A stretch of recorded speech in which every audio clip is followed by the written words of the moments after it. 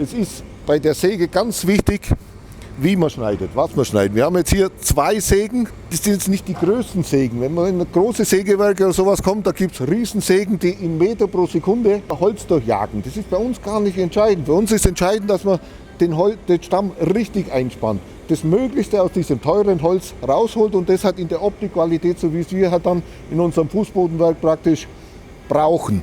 Dazu ist entscheidend, dass man halt jeden Stamm speziell begutachtet und auch den Baum richtig einspannt, um hier den richtigen Schnitt zu haben. Die Säge ist relativ dünn, weil mit jedem Schnitt, den wir haben, produzieren wir Sägemehl.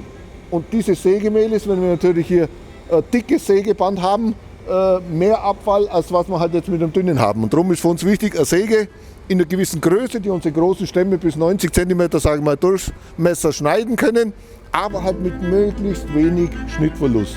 Das ist hier das Entscheidende.